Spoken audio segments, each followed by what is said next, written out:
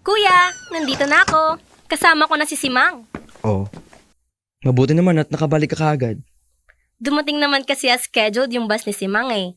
Nakakain pa kami niyan bago umuwi. Kuya, si Simang. Hi, Simang. Hello po. Medyo mahiyain pa lang yung si Simang, kuya. Bilang na bilang din yung salita niyan kanina. Masasanay din niyang si Simang sa atin. Simang, feel at home ha. Hailey, mabuti pa, dalhin mo na si Simang sa kwarto niya nang makapagpahinga. Ang haba ng binyahe niya para makarating dito sa atin. Halika na, Simang. Sasamahan na kita sa kwarto mo para makapagpahinga ka na.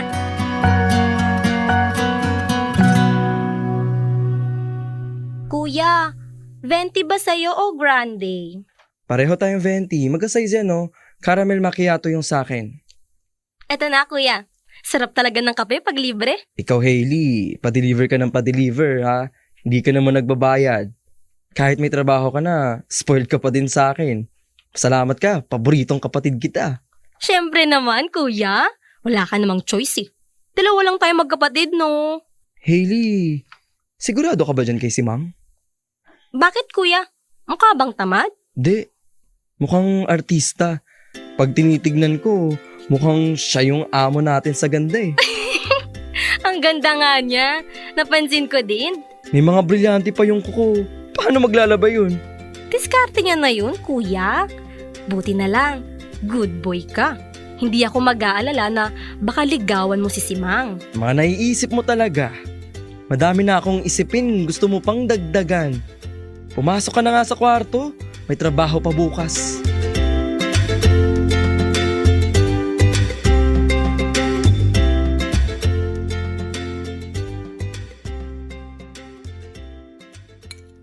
Simang, ang sarap nitong sinangag.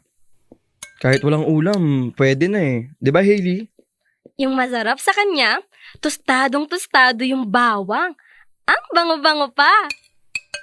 Alam mo, Simang, ngayon lang kami nakapag-agahan ng sabay ni Hailey. Ng weekday. Wala kasing nagluluto dati eh. Madalas, drive-thru lang kami or sa opisina na kumakain. Buti po nagustuhan niyo, kuya. Simang, talaga bang naka-makeup ka habang nagtatrabaho? Opo. Gusto ko po kasi nakaayos ako palagi. Kahit maagang maaga pa? Opo. Gumigising po ako ng mas maaga at nag-aayos ng sarili bago ko simulan yung maghapong trabaho. Kuya, tigilan mo na nga si Simang. Nagbablush na, oh. Kumain ka na ba, Simang? Pagkatapos niyo na po, Bakit pagkatapos pa namin? Halika na dito at sumabay ka na sa amin. Ang laki-laki nitong lamesa eh. So, Simang, sino ang naiwan mo dun sa probinsya nyo? May pamilya ka ba doon? wala na po, kuya. Nakikitira lang po ako sa malapit na kaibigan ng nanay ko. Maaga po ako naulila. May kapatid po ko pero bata pa lang namatay na. Nilagnat lang po yun eh. Tapos, typhoon fever na daw po sabi nung doktor. Ano ulit? Typhoon fever po. Typhoid fever. Nakakamatay nga yun kapag hindi naagapan. We are sorry, Simang. Sa probinsya ka na nag-aral, Simang? Opo, pero hindi ko po natapos sa elementarya. Namasukan na po ako para mabuhay. Ganun ba? Oh, kain pa si Ma'am. Ang dami pa nitong niluto mong ulam mo.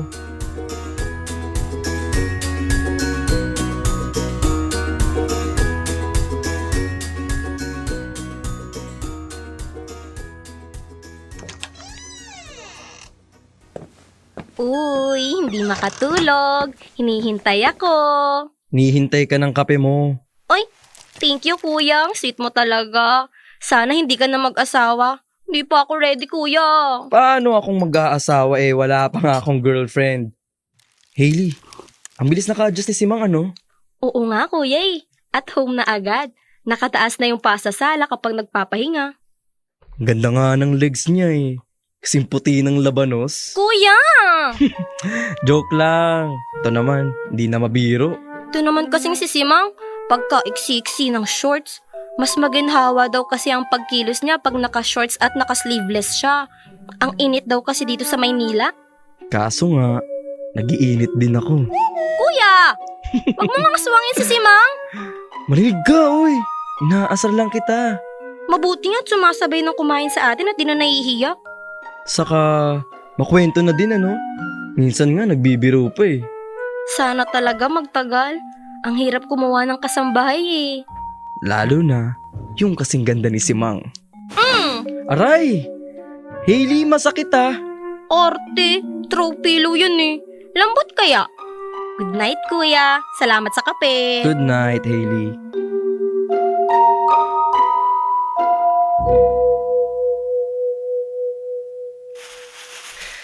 Ay, kapagod. Dapat talaga minsan isang buwan lang ang grocery. Sorry, kuya. Hindi kita nasamahan, no? Pag-gising ko, nakaalis ka na daw, sabi ni Simang eh. Para kasing tulog na mantika eh. Naawa na akong gisingin ka. Hiniwalay ko na yung mga pinabili mo. Ang dami mo yatang pampaganda ngayon. Nahirapan akong hanapin yung mga yan ha. Kanino ka ba nagpapaganda ha? Hindi akin yan, kuya. Kay Simang yung mga yan. Ganun ba? Ang dami palang nilalagay ni Simang sa katawan niya. Wala kang pakialam, ako meron dahil para na kitang kapatid. Alam mo ba kung ano kami Ay! doon, Adi? Kuya, andiyan ka pala? Nakipugtong Sorry, ka di ko lang nabuksan yung gate. dahil Ayos malungkot lang. siya. Oh, At ikaw pumatol ka. bakit umiiyak ka? Dahil malungkot ka. Akayak po kasi yung pinapanood ko eh. Para usapan Naku, lang. nakakaiyak nga. Nahuli siyang may babae. Yan yung other woman niya. Hindi po. Si Bea Alonso po yan. Bakit mo pinatay yung TV? Ipaghahain na kita ng hapunan, kuya. Hindi na, Simang. Kumain na ako. Mag-relax ka na dyan at tapusin mo yung pinapanood mo. Good night.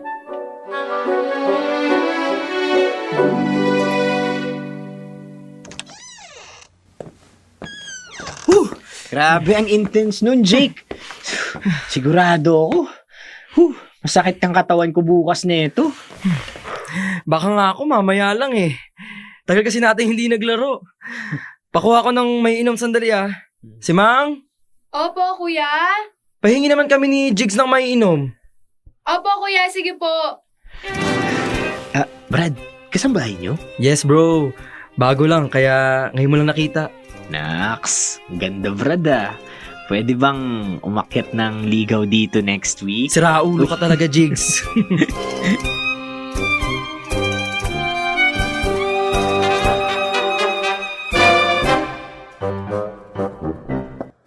Kuya?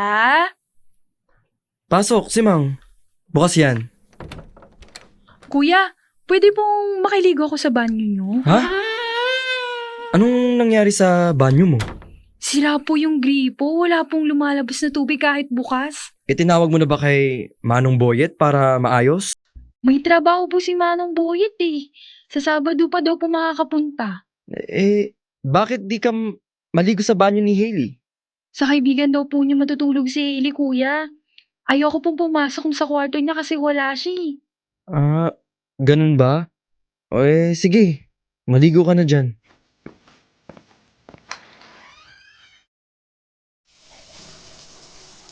Simang, isarado mo nga yung pinto ng banyo. Kuya, huwag ka na lang tumingin. Hindi ako makahinga pag sarado eh. Para may matay ako. Hi, Simang. Lalabas na lang nga muna ako. Tawagin mo na lang ako kapag tapos ka na. Huwag ka na lumabas, kuya. Bibilisan ko na lang.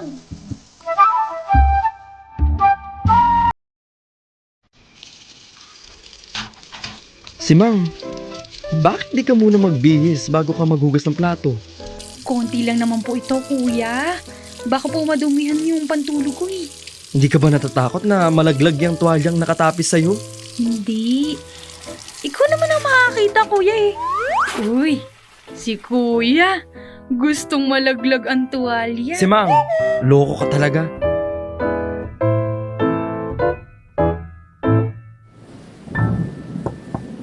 Kuya! Kuya! Kuya!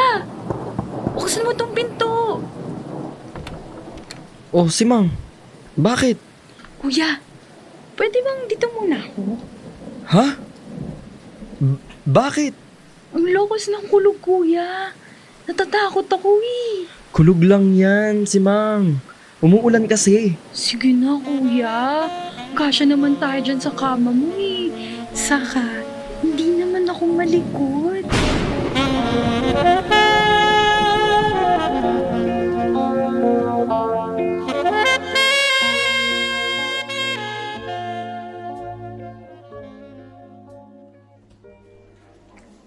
Brad, bakit ganyan itsura mo? Parang di ka pa nakakatulog ah. Maghilamos ka muna kaya nang magising ka ng tuluyan. Napuyat nga ako eh. Nataon pa na may client presentation. Oh Brad, galingan mo para ma-close natin yung account. Ang laki ng marketing budget ng multinational company na yan ha. Kaya yan. Done deal yan. Pero bakit nga ba napuyat ka? Pinuyat ako ni si Mang. Ha? Huwag ka maingay kay Hailey ha. Si Simang yung hot na kasambahay niyo, 'di ba? Yun, 'di ba? Sulit naman pala yung puyat mo, bro. Ibang klase ka din ah. Nasa loob pala talaga ang kulo mo eh. Jigs! Lakas ng boses mo. Sikretong malupit nga ito.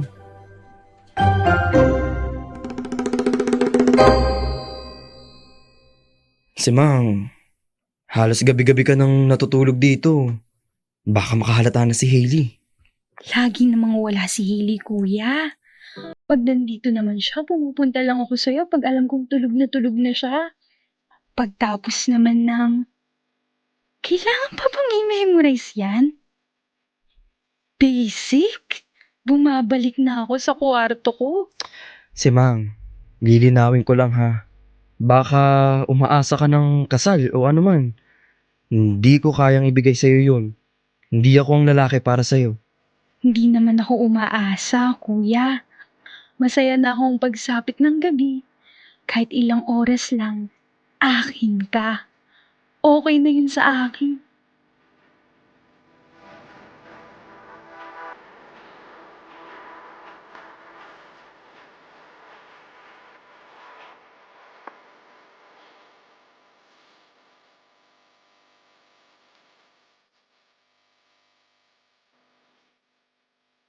Dear love, malinaw sa akin kung ano ang meron kami ni si Mang.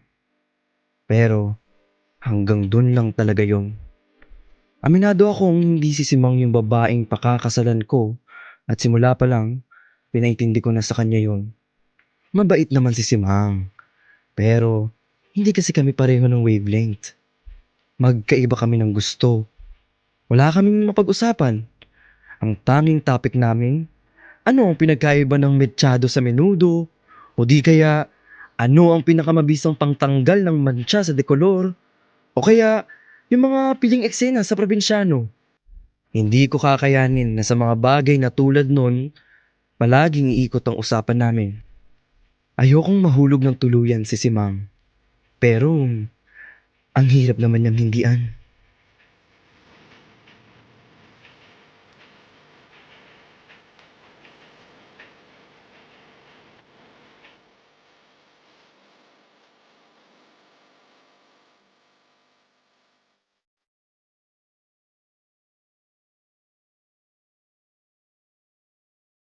Kailangan pa bang i-memorize yan?